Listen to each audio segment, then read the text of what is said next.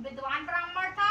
उसकी पत्नी का नाम जयश्री था। एक दिन वो रसोई घर में राजस्व धर्म को प्राप्त हो गई और समय अनुसार भोजन आदि वस्तु को छूने लगी। इस प्रकार से यह समस्त पाप को दोनों पति पत्नी को मृत्यु हो गई। मरने पर ब्राह्मण की तृतीया के जन्म को हुआ, कुतिया का जन्म हुआ और ब्राह्मण को बेल का जन्म हुआ। इस प्रकार से दोनों को अपने तप के प्रभाव से पूर्व जन्म की बातों का स्मरण होने लगा। दोनों को प्राणी अपने पुत्र की सुमित के कारण घर में पुनः जन्मे। एक दिन पितृपक्ष में ब्राह्मण कुमार ने अपने पिता की श्राद्ध तिथि में विधि के साथ ब्राह्मण भोज रखा और अपनी पत्नी से स्वादिष्ट पकवान खीर आदि बनाकर तैयार किया। भाग्यशाली में एक सांप ने उस खीर में जहर उगल दिया और वह हाल ब्रह्मचर्यनी को हुआ। इस प्रकार से कुतिया बनी।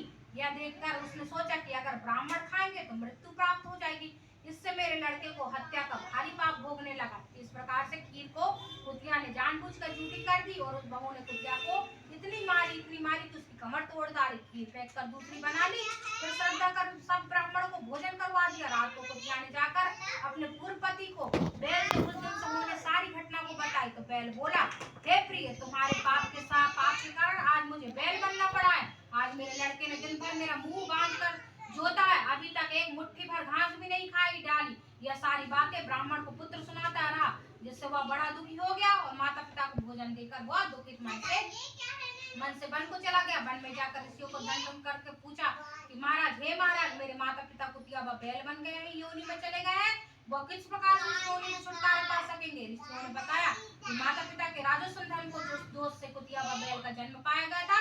इससे तुम घर जाकर विधि से उत्तम व्रत की ऋषि पंचमी का व्रत करना चाहिए। उसका फल अपने माँ बाप को समर्पण करो और जिससे वो पशु योनि से मुक्त होकर स्वर्ग को प्राप्त हो गया। मुनियों से विधि सुनकर ब्राह्मण पुत्र को घर जाकर विधि के साथ स्त्री सहित भद्रमास शुक्ल पक्षी को ऋषि पंचमी का व्रत किया और श्रद्धा से उस व्रत को अपने माता पिता को समर्पण किया।